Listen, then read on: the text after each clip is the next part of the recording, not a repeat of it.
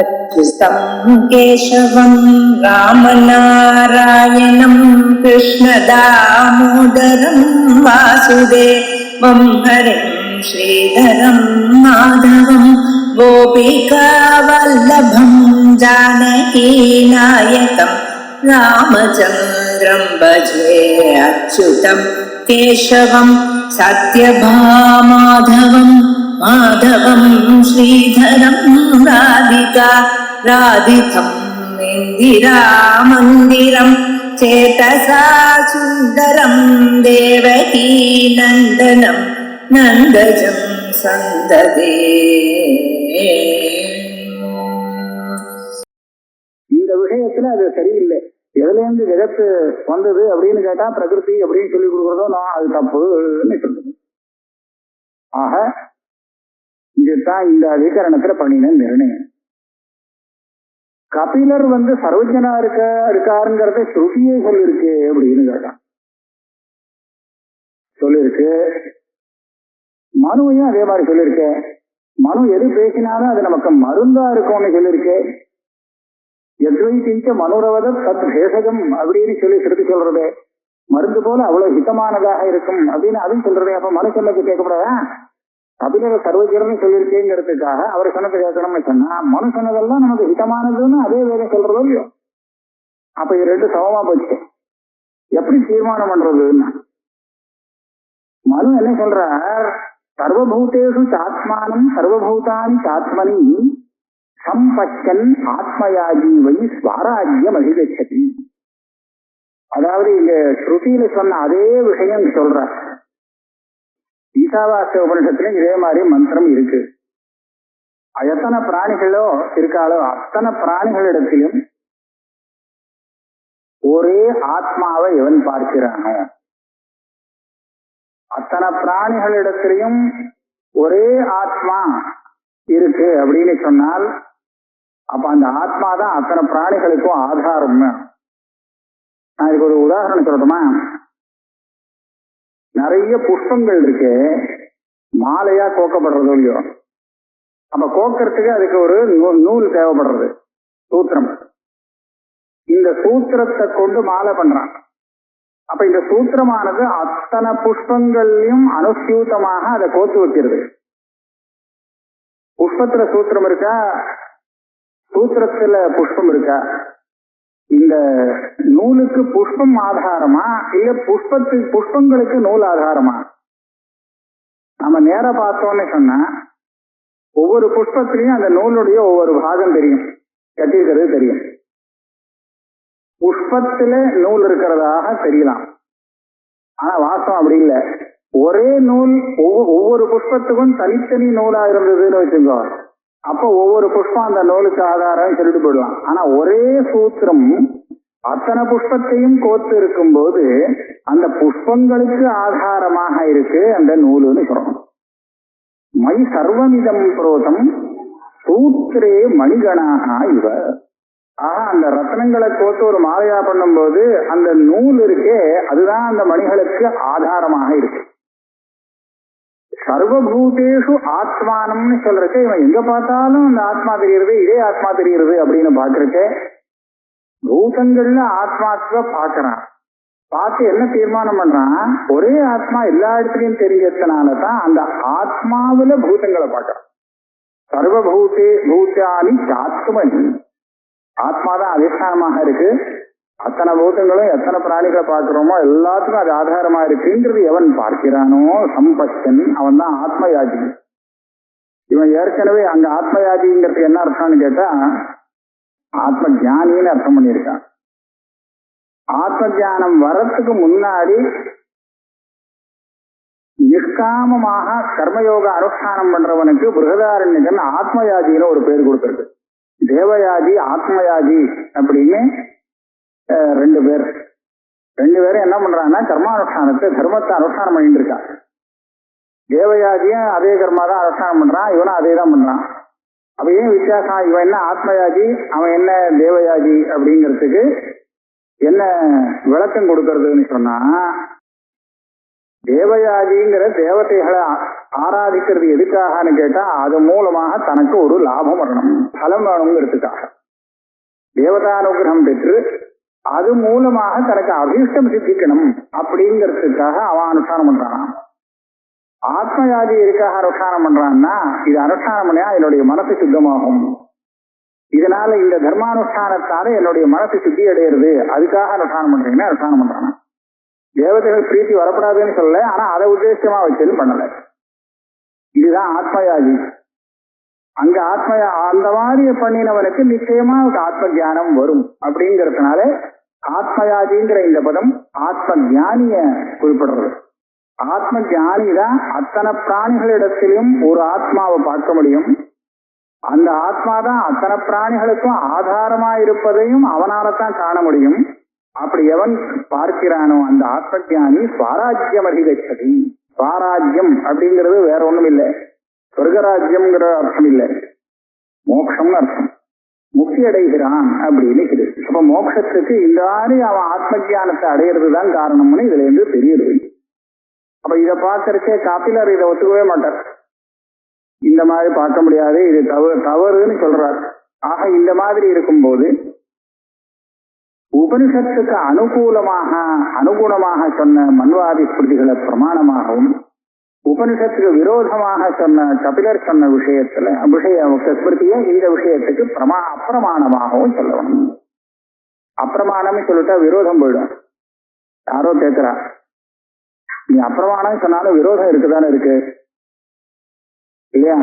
வேத சொன்னதுக்கு விரோதமா தானே அவர் சொல்லியிருக்காரு கபிலர். அவர் அப்பிரமாணமாவே இருந்துட்டு போட்டோம். ஆனா அப்பிரமாணமா அவருடைய சொன்னது விரோதம் தானே, இது எப்படி விரோத பரிகாரமாச்சு அப்படின்னு ஒருத்தர் கேட்டார். அப்ப விரோத பரிகாரம்னா என்னங்கிறது அதை கொஞ்சம் நாம யோஜனை பண்ண வேண்டியிருக்கு. பிரமாண விரோத பரிகாரம்னு இருக்கு. நம்ம இங்க அவிரோதாத்தியாயம்னு சொல்றோமோ, வேதாந்தார்த்த சமன்வயம் பண்ணப்பட்டதே இதுக்கு பிரமாணமாக ஏற்றுக்கொள்ளப்பட்ட ஒரு கிரந்தத்தோட விரோதம் வந்தால் அந்த விரோதத்தை பரிகாரம் பண்றது எப்படி? அவிரோதம். பிரமாணேன சக விரோத பரிகாரம், அப்பிரமாணேன சக விரோத பரிகாரம் பண்ண வேண்டியதில்லை. ஒரு பிராந்தன் எழுத்தா போல இருக்கக்கூடிய கயத்தை பாம்புன்னு பார்த்துட்டு இருக்கான். அவன் என்ன சொல்லுவான்? அது பாம்புன்னு தான் சொல்லுவான். மற்றவாளுக்கு அது கயிறுன்னு தெரியுது. ரெண்டு விரோதம் இருக்கா இல்லையா? இவனுடைய திருஷ்டிக்கும் அவனுடைய திருஷ்டிக்கும் விரோதம் இருக்கு. இவன் பேசுறதும் அவன் பேசுறதும் விருத்தமா தான் இருக்கும். அப்படித்தான் இருக்கும். அவன் சொன்னது தப்புன்னு சொல்லிட்டா போறோம், அதுக்கு மேல விரோத பரிகாரம் பண்றேன்னு நீ சொன்னதே சரி நான் சமன்வயம் பண்ணி காமிக்கிறேன்னு சொல்லக்கூடாது. தப்புன்னு சொல்லிட்டா போறோம், அதுக்கு மேல விரோத பரிகாரம் ஒன்றும் வேண்டியதில்லை. அந்த விதத்துல இந்த விஷயத்துல கபிலர் சொன்னது தப்பு, அதை பிரமாணமாக அவர் சொன்னத்தை எடுத்துக்க முடியாது அப்படின்னு சொல்லிட்டாக்க விரோத பரிகாரம் தான் இது. பிரமாண விரோதம் இப்ப இல்லைன்னு ஆச்சு. கபிலர் சொன்னத பிரமாணம்னு வச்சுட்டு விரோதம் கேட்கணும், அது பிரமாணம் இல்லை அப்படின்னு சொல்லி விரோதத்தை பரிகாரம் பண்றது. இதுதான் அங்க உள்ள விஷயம். இந்த மாதிரியாக பிரத்யனவகாச பிரசங்கங்கிறது ஒரு தோஷம் இல்லை. வாஸ்தவத்துல இந்த இடத்துல சூத்திரக்காரர் என்ன சொல்லிருக்கணும், சூத்திரம் கொஞ்சம் வித்தியாசமா பண்ணியிருக்கார். ஸ்மிருத்யனவகாச தோஷ பிரசங்க இது சேன்னா ஸ்ருதி விரோதாத் ஸ்ருதி விரோதாத் அப்படின்னு சொல்லணுமோ. ஸ்ருதிக்கு விரோதமாக இருக்கிறதுனால இந்த ஸ்மிருதியை பிரமாணமாக ஏற்றுக்க முடியாது, அதனால ஸ்மிருதி விரோதம் இல்லை அப்படின்னு அவர் சொல்லணும். அப்படி சொல்லாம வேற ஒரு ஸ்மிருதிக்கு விரோதம் வந்துடுறது அப்படின்னு சொன்னாரு. அது என்ன காரணம்? நியாயமா அப்படிதான் சொல்லியிருக்கணும். ஸ்ருதிக்கு விரோதமா இருக்கு, அதனால இதுதான் தப்பு அப்படின்னு சொல்லணுமே. ஆனா இந்த ஆளுக்கு சொல்றச்ச ஸ்மிருத்தியந்தர விரோதத்தை காண்பிச்சுதான் பதில் சொல்லும்படியாக இருக்கான். இவன் கேள்வி கேட்கிறவனை பார்த்து அவன் எப்படி புரிஞ்சுக்கணும், அதுக்கு தகுந்தா போல பதில் சொல்லும்படியாக இருக்கு. சிஷ்ய புத்தி அனுசாரேனா அவன் என்ன பார்க்கறான்னா, ஸ்ருதி அப்பிரமாணம்னு சொல்ல வரல, ஸ்மிருதியில சொன்னபடி அதுக்கு அனுகூலமாக ஸ்ருதியுடைய அர்த்தத்தை நாம கிரகிக்கணும் அப்படின்னு சொல்ல வரான். எதுக்காக அப்படி வேணும்? அந்த ஸ்மிருதி விரோதம் வராம இருக்கிறதுக்காக அப்படின்னு சொன்னார். அப்போ சூத்திரக்காரர் சொல்றார், நீ கபில ஸ்மிருதி விரோதம் இல்லாம வேணும்னா நீ வேதாத்துக்கு அர்த்தம் சொல்லப்படலாம். நீ அப்படி அர்த்தம் சொன்னேன்னா மன்வாதி ஸ்மிருதி விரோதம் வேதத்துக்கு வரத்தான் வரும். ஒரு ஸ்மிருதி விரோதத்தை நீ பரிகாரம் பண்ணினாலும் இன்னொரு ஸ்மிருதிக்கு விரோதமாகத்தான் இருக்க முடியும் அந்த வேதாந்தார்த்தம். அப்ப அப்படித்தானே சொல்லியாகணும். அதனால ஒரு ஸ்மிருதி விரோதத்துக்கு நீ பரிகாரம் பண்ண போனா அந்நிய ஸ்மிருதி அனவகாச பிரசங்காத் விரோதம் வந்துவிடும் அப்படின்னு சொல்றார். ஆக எப்படி தீர்மானம் பண்றது? எது வேதத்தை அனுசரிச்சு இருக்கோ வேத மூலகமான ஸ்மிருதி பிரமாணம், அதுக்கு விரோதமான ஸ்மிருதி அப்பிரமாணம் அப்படின்னு சொல்றார். இதுக்கு அடுத்தது இன்னொன்னு என்னன்னு கேட்டா, இந்த ஸ்மிருதியை நம்ப முடியாது கபில ஸ்மிருதிய.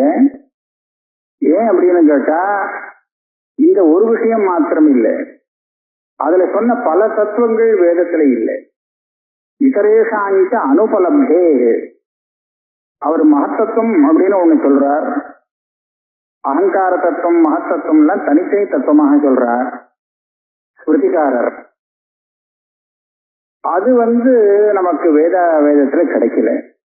அந்த தத்துவத்தை பத்தி வேதம் சொல்லல. அதுக்கு பதில் அந்த சப்தங்களை பிரயோகம் பண்ணி இருக்கு பல ஸ்மிருதிகள்ல. ஆனா வேதத்தை அனுசரித்து பார்க்கும்போது அந்த அர்த்தம் இல்லை. இதுக்கு நான் ஒரு உதாரணம் காண்பிக்க முடியும். கடோபனிஷத்து இருக்கு. கடோபனிஷத்துல மகத பரம் அவ்யக்தம் அவ்யக்தாத் புருஷஸ்பரஹா அப்படின்னு வாக்கியம் வரும். மகத்த காட்டிலும் அவ்யக்தங்கிறது அதுக்கு காரணமா இருக்கு, அதை விட உயர்ந்தது. அந்த அவ்யக்தத்தை காட்டிலும் புருஷா அப்படிங்கிறது ரொம்ப சக்தி அப்படின்னு சொல்ற மாதிரி தெரிகிறது. இப்ப இந்த மகத்துங்கிறது என்ன அப்படின்னு கேட்டா, சாங்கியம் சொல்லுவான் நான் சொன்ன மகத்தத்துவம். அவ்யக்தங்கிறது என்னன்னு சொன்னா நான் சொன்ன அந்த பிரதானம். புருஷகான்னு சொன்னா ஆத்மா, சந்தேகம் இல்லை. ஆக இந்த விஷயங்கள் கட்டோபனிஷத்துல இருக்கு, வேதத்திலே இருக்கு நான் சொன்ன விஷயத்த அப்படின்னு கேட்பான். அதுக்கு என்ன பதில் சொல்றாருன்னு சொன்னா, இந்த கட்டோபனிஷத்து நீ சொன்ன தத்துவத்தை சொல்லல. அந்த சப்தம் மகத்துன்னு இருக்கே தவிர நீ சொன்ன மகத்து அது நீ சொன்னதான் அது மகத்துவத்தால் அங்க சொல்லியிருக்குன்னு சொல்ல முடியாது. அதை எப்படி கண்டுபிடிக்கிறது அப்படின்னு கேட்டா, அதுக்கு முன் வரிய பார்க்கணுமா. மகத பரமவியக்தங்கிறதுக்கு முன்னாடி புத்தேர் ஆத்மா மகான் பரகான்னு முன்னாடி வரும். மகான் ஆத்மா அப்படின்னு சொன்னதுனாலே இது மகத்தத்துவம் இல்லை, ஆத்ம சப்தம் இருக்கிறதுனாலே. அப்ப இது என்னன்னு அர்த்தம் பண்ணுவேன் அப்படின்னு சொன்னா, புத்தியிலேயே பெரிய புத்தி எப்படின்னு சொல்லணும். புத்தியில பெரிய புத்தி சின்ன புத்தினா என்னதுன்னு கேட்டா, நமக்கு ஒவ்வொருத்தருக்கும் இருக்கக்கூடிய புத்தியெல்லாம் வியஷ்டின்னு சொல்லுவோம். இந்த புத்திய சாதாரணமா புத்தி சப்தத்தினால சொல்லிட்டு இந்த அத்தனை புத்தியும் சமஷ்டியாக எடுத்துட்டு அந்த இரண்யகர்பரிய புத்தியை சொல்லும் போது அதுதான் மகான் ஆத்மா. ஆத்மாங்கிற சப்தம் புத்தியை சொல்றது உண்டு, சரீரத்தை சொல்றது உண்டு. பல இடத்துல சரீரத்தை ஆத்மான்னு சொல்லியிருக்கு, ஆத்மாவையும் சொல்றது உண்டு. இந்த பல அர்த்தத்துல இந்த ஆத்ம சப்த பிரயோகம் வருது. ஆக இரண்யகர்ப புத்தி அப்படிங்கிற அர்த்தத்தை வச்சுண்டு இந்த மகத்கர சப்தத்தை சொல்லணும். நீ சொன்ன அந்த மகத்தத்துவங்கிறது புத்தி தத்துவத்தை காட்டிலும் வேறானது, அது புத்தி இல்லை. அதனால அதை பத்தி இது சொல்லல. அதே மாதிரி அவ்யக்தம் அப்படிங்கிற சப்தம் இருக்கு, இது அந்த கட்டோபனிஷத்துல சரீரத்தை சொல்ல வந்த சப்தம், நீ சொன்ன பிரதானத்தை சொல்ல வந்த சப்தம் இல்லை அப்படின்னு தீர்மானம் பண்ணி கொடுத்தாரு. ஆகையால நீ சொன்ன தத்துவங்கள்லாம் வேதத்தை சொல்லப்படல. மகத்வச்சன்னு ஒரு சூத்திரம் வேற பண்ணியிருக்காரு. மகத்தத்துவங்கிற சூத்திரக்காரே சொல்லியிருக்காரு, மகத்துங்க தத்துவத்தை ஒண்ணு சொல்றான், ஆனா அந்த மகத்தத்துவத்தை வேதத்துல சொல்லல. மகத் சப்தம் இருக்கு, ஆனா அந்த தத்துவத்தை சொல்லல. அதே மாதிரிதான் நீ சொன்ன அவ்யக்தங்கிற சப்தம் வேதம் சொல்லாது, வேதத்துல சொல்லல அப்படின்னு சொல்லியிருக்காரு. ஆரம்பத்திலே சூத்திரக்காரர் அசப்தம் அசப்தம் அப்படின்னு சொல்லி ஈட்சத்தையர் நாசப்தம் சொல்லி சாங்கியம் சொல்லக்கூடிய விஷயம் வேதத்துல சொல்லாத, வேத சப்தம் சொல்லாத ஒரு விஷயம் அப்படின்னு சொல்லிட்டு போயிருக்காரு. ஆக இப்படி இருக்கிறதுனால அதை பிரமாணமாகவே ஏற்றுக்க முடியாதுன்னு சொல்றான். இந்த ஸ்மிருதி அதிகரணம் வாஸ்தவத்துல கபிலஸ்மிருதிக்காக வந்தது. இது வெறும் கபிலஸ்மிருதிக்காக மாத்திரம் இல்லை. கபிலர் சொன்ன சிருஷ்டி பிரக்கிரியை அனுசரிக்கக்கூடிய யோக ஸ்மிருதி இருக்கே, அதுக்கும் சேர்ந்ததுதான் இது. அதனாலதான் ஏதேன யோக பிரத்யுக்தகான்னு சொல்லி யோக ஸ்மிருதியையும் இதே மாதிரி வேத விரோதமா இருக்கிறதுனால அந்த அம்சத்துல அப்பிரமாணம்னு சொல்லணும் அப்படின்னு. அப்பிரமாணம்னு சொல்லணும் அப்படின்னு சொல்லிட்டாக்க இதேதான் காரணம். இதே சிருஷ்டி பிரக்கிரியை அவன் பிரதானத்தை காரணம் சொல்றான், மாத்தத்துவம் அது இது அங்க சொன்னது எல்லாம் இதுலயும் வருது. கொஞ்சம் அதிகப்படியா ஈஸ்வரனை ஒத்துக்கிறாங்கிறது விசேஷம். ஈஸ்வரனை உபாசியமாக ஒத்துக்கணும். தியானம் பண்ணணும், தியானம் பண்றதுக்கு ஈஸ்வரன் தேவை, பக்தி பண்றதுக்கு ஈஸ்வரன் தேவை அப்படின்னு சொல்லி ஈஸ்வரனை ஒத்துக்கிறான். அதுதான் அங்க உள்ள விசேஷம். அதனால சிருஷ்டி பிரக்கிரியை, சிருஷ்டிக்கு எது காரணம் அப்படின்னு கேட்கும் விஷயத்துல வேதாந்த சொன்னத்துக்கு விரோதமாக எப்படி சாங்கியஸ்மிருதி இருக்கிறதுனால அது அப்பிரமாணம் சொன்னோமோ இதே மாதிரிதான் யோக ஸ்மிருதியும் இருக்கு. ஆக அதுவும் இந்த விஷயத்துக்கு அப்பிரமாணம் தான் அப்படின்னு சொல்றார். இது ஏதேன யோக பிரத்யுக்தா. இந்த ரெண்டு அதிகரணத்துக்கும் சேர்த்து அப்படின்னா சாங்கிய சொன்னத்தை மொத்தமா எடுத்துக்க கூடாது அப்படின்னு நம்ம எடுத்துக்கணுமா? யோக சாஸ்திரம் அப்பிரமாணம் சொல்லிட்டு அந்த புத்தகத்தை தொடவே கூடாது, அதுல ஒன்றும் பார்க்கப்படாது அப்படின்னு அர்த்தமா அப்படின்னு நமக்கு ஒரு சந்தேகம் வரும் இல்லையா? அப்பிரமாணமான புத்தகத்தை பார்த்து நம்ம ஏமாந்து போவோமா? போகக்கூடாது இல்லையா? அந்த புத்தகத்தையே தொடக்கூடாது அப்படின்னு நினைக்கிறீங்களா அப்படின்னு கேட்டா அதுதான் இல்லை. சாங்கிய சாஸ்திரமும் நமக்கு வேண்டியதுதான், அதே சமயத்துல யோக சாஸ்திரமும் வேண்டியதுதான். அதனுடைய பிராமான்யாம்சம் இருக்கு. எந்த அம்சத்துல இருக்கு அப்படின்னு கேட்டால் சொல்றேன், இத போட்டிருக்கார். இந்த ஆத்மஸ்வரூபத்தை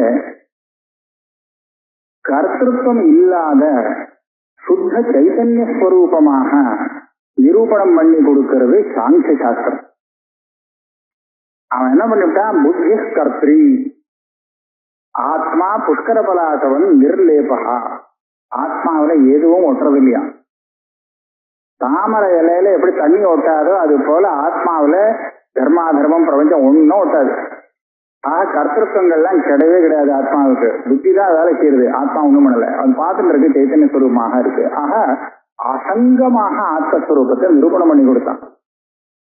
இந்த மாதிரி நிரூபணம் பண்ணினது வேதாந்தத்துக்கு அனுகூலம். ஆக இந்த அம்சத்தை நான் கண்டிக்க மாட்டேன். ஆத்மஸ்வரூபம் ஆத்மஸ்வரூபத்துல வேற எதுவும் ஒட்டாது, அதுல எந்த ஒரு தர்மத்தையும் புதுசா கொண்டு ஏற்றி விட முடியாது அப்படின்னு அவன் சொன்னான்னா அனாதே யாதிசயா சொன்னா அந்த விஷயத்த நம்ம எதுக்கா தப்புன்னு சொல்லணும்? அப்படிதானே வேதாந்தமே சொல்றது. ஆத்மஸ்வரூபத்தை அசங்கம்னு தான் சொல்றது. அதனால இந்த விஷயத்துல அது தப்பு கிடையாது. பகவத்கீதையில இந்த இடத்துல வரல, இன்னொரு இடத்துல வருது. ரோச்சியதே குணசங்கியானே யதாவத் சிறுணு தானியபின்னு 3 குணங்களுடைய காரியங்கள் எல்லாம் எடுத்து சொல்லிட்டு வர்றார். அப்படி சொல்லிட்டு வர இடத்துல பாஷ்யக்காரர் எழுதுறார், காபில சாஸ்திரங்கிறது நமக்கு ஆத்மா என்ன அத்வைத்தம்ங்கிற விஷயத்துல விரோதமா இருக்கிறதுனால அப்பிரமாணம். ஆனா அந்த 3 குணங்கள் இருக்கு, அதனுடைய காரியங்களை பத்தி சொல்ற விஷயத்துல அது பிரமாணம் தான். அபியுக்தாகங்கிறார். சாங்கிய சாஸ்திரக்காராக கூட, சாங்கிய சாஸ்திரத்துல கூட குணங்களுடைய காரியம் என்ன, அது என்னென்ன வேலை செய்யறது, சத்துவகுணம்னால என்ன வரும் அப்படிங்கறதெல்லாம் நிரூபணம் பண்ற விஷயத்துல அவ சொன்னது பிரமாணம். அவ ரொம்ப கெட்டிக்காரா, அழகா சொல்றான்னு. வேற ஒரு இடத்துல பாஷ்யக்காரர் என்ன சொல்றா, இந்த பாஷ்யமே இல்ல, சாபர பாஷ்யத்துல கூட நம்ம பாக்குறோம். ஆரிய மிலேச்ச அதிகரணம்னு வரும். அதுல ஆரிய மிலேச்சத்துல மிலேச்சான்னு சொன்னா உடனே அது தூக்கெறிய வேண்டிய விஷயம். அவன் சொன்னது எதுவுமே நம்ம ஒத்துக்க கூடாதுங்கிறது இல்ல. பக்ஷிணாம் பாலனே போஷணே அபியுக்தாக அபியுக்த தராக மிலேச்சாக அப்படின்னு அவ ஒரு சில விஷயத்திற்கு கெட்டிக்காரா இருக்கா. அந்த பட்சிகள் எல்லாம் எப்படி காப்பாத்தனா, அதை எப்படி நம்ம வளர்க்கணும் அப்படின்லாம் கேட்டா அவளுக்கு தெரியும், இவாளுக்கு தெரியாது அப்படின்ட்டான். ஆக அவன் ஒரு விதத்துல நல்லாத்தான் நிரூபணம் பண்ணிட்டு இருக்கான். எந்த விஷயத்துல விரோதம் வருது அப்படிங்கிறத பார்த்து அந்த விஷயத்துல பிரமாணத்தினுடைய பிரபல துர்பல பாவத்தை ஆலோசனம் பண்ணி பிரபல பிரமாணம் துர்பல பிரமாணத்துக்கு பாதகம் அப்படின்னு சொல்லணுமே தவிர சாதாரணமா அந்த புத்தம் தப்பு அப்படின்னு சொல்றதுங்கிறது இதனுடைய விஷயம் இல்லை, இந்த அதிகரணத்துடைய விஷயம் இல்லை. அதே மாதிரி யோக சாஸ்திரங்கிறது தொடவே கூடாதுங்கிறது இல்லை. ஏன்னா அதுல சொன்ன நிறைய விஷயங்கள் வேதாந்தத்துக்கு தேவைப்படுறது. மனசை ஏகாகிரப்படுத்த முடியாமல் அது அலைஞ்சிட்டு இருக்கிறதுனால ஆத்மஸ்வரூபம் ஒழுங்கா புரிஞ்சுக்க முடியாத போறது. அப்ப அதை ஏகாகிரப்படுத்தி மற்ற விஷயங்கள்ல இருந்து வியாவிருத்தி பண்றதுக்கு சித்த விருத்தி நிரோதம் பண்ணக்கூடிய உபாயத்தை யோக சாஸ்திரம் நமக்கு சொல்லிக் கொடுக்குறது. அஷ்டாங்க யோகங்கள்லாம் சொல்லிக் கொடுக்குறது. அது சில பேருக்கு அது சௌரியமா இருக்கும் சித்தத்தை நிரோதம் பண்றதுக்கு. அப்ப அதெல்லாம் இல்லையே அப்படின்னு சொல்லிட்டாக்க நமக்கு நஷ்டமாயிடுமே. அதெல்லாம் தப்புன்னு சொல்ல முடியாது. தான் யோகமிதி மன்யந்தே ஸ்திராம் இந்திரிய தாரணாம் அப்பிரமத்ததா பவதி. எப்ப ஸ்திரமாக மனசை வச்சுக்கிறானோ அப்ப இவன் ஏமாந்து போக மாட்டான். இவனுடைய மனசுல சாஞ்சல்யம் இருக்காது. விஷயத்துல விஷயாபிமுகமாக இவருடைய விருத்தி போகாது, ஸ்திரமா இருக்கும் மனசு. இதுக்கெல்லாம் யோக சாஸ்திரம் தேவைப்படுறது. ஆக இந்த ரெண்டு அதிகரணத்தை பார்த்து இந்த ரெண்டு சாஸ்திரம் தப்பு படிக்க கூடாதுங்கிற நிர்ணயத்துக்கு நாம வரக்கூடாது. இந்த ரெண்டு சாஸ்திரம் படிக்கணும், படிச்சு அதுல இருந்து நாம எதை எடுத்துக்கணுங்கிறத புரிஞ்சுக்கணும், எதை எடுத்துக்கணும் எதை விடணும் அப்படிங்கிற விஷயத்துல விவேகத்தை அது விவேகம் பண்ணி எந்த அம்சத்தை நாம எடுத்துக்கணும் எந்த அம்சத்தை விழணுங்கிறத தெரிஞ்சுக்கிறதுக்காக சொன்ன விஷயம் அப்படின்னு சொல்றார். அதை சொல்றேன் பாருங்க. ஏனது அம்சேன ந விருத்தேதே தேன இஷ்டமேவ சாங்கிய யோகஸ்மிருத்தியோ சாவகாசத்துவம். வேதத்துக்கு விரோதம் இல்லாத அவ பண்ணக்கூடிய நிரூபணம் இருக்கே அந்த விஷயத்துல அதுக்கு பிராமாண்யம் இஷ்டம், அதை நம்ம எடுத்துக்க வேண்டியதுதான். தத்யதா அசங்கோ ஹ்யம் புருஷா இत्येवमादि ஸ்ருதி பிரசித்தமேவ புருஷஸ்ய விசுத்தத்வம் நிர்குண புருஷ நிரூபணேன சாங்கியரபியுகம்யதே. புருஷனை நிர்குணனாக நிரூபணம் பண்றது சாங்கிய சாஸ்திரம். அது வேதத்துக்கு அனுகூலம் அவ நிரூபணம் பண்றது நமக்கு புரிய வைக்கிறதுக்கு எடுத்துக்கலாம்.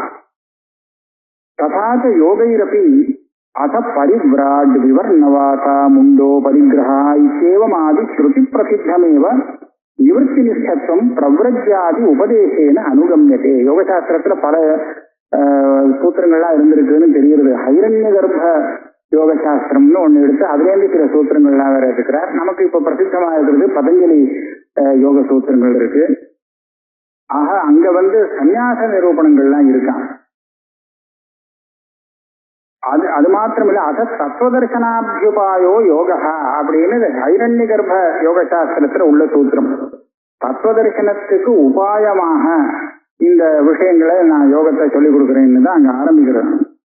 ஆக இந்த விதத்துல அந்த ரெண்டு ஸ்மிருதியும் எந்த அம்சத்துல நம்ம ஏற்றுக்கணும் எந்த அம்சத்தை தியாகம் பண்ணணும் அப்படிங்கிறத நிரூபணம் பண்றதுக்காக இது இந்த ரெண்டு ஸ்மிருதிக்காக மாத்திரம் இல்லை. இதை தவிர்த்து மற்ற தர்க்க சாஸ்திரம் வியாக்கரண சாஸ்திரம் மற்ற சாஸ்திரங்கள்லாம் இருக்கு, அதுக்கும் இதே நியாயம்தான்.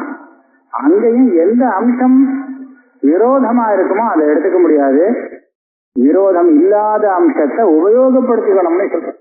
அதனால்தான் வேதாந்த வாக்கியத்துக்கு அர்த்தம் சொல்லணும் அப்படின்னு சொன்னா பதவாக்கிய பிரமாணஜேன ஆச்சாரியேன அப்படின்னு சொல்றார். பதம் வியாக்கரண சாஸ்திரம், வாக்கியம் பூர்வமீமாம்சா சாஸ்திரம், பிரமாணம் தர்க்க சாஸ்திரம். இந்த மூணு தர்க்க சாஸ்திரமும் தெரிஞ்சவன் வேதாந்த வாக்கியத்தினுடைய அர்த்தத்தை ஆலோசனை பண்ண முடியும்.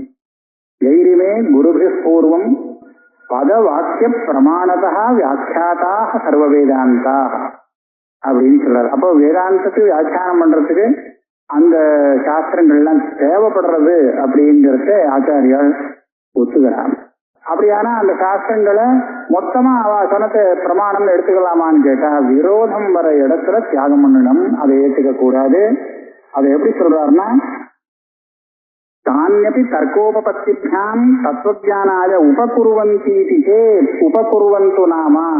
அவ அவசியம் அந்த சாஸ்திரம் படிச்சு அது மூலமாக நமக்கு கிடைக்கக்கூடிய உபகாரத்தை வாங்கிக்க வேண்டியது.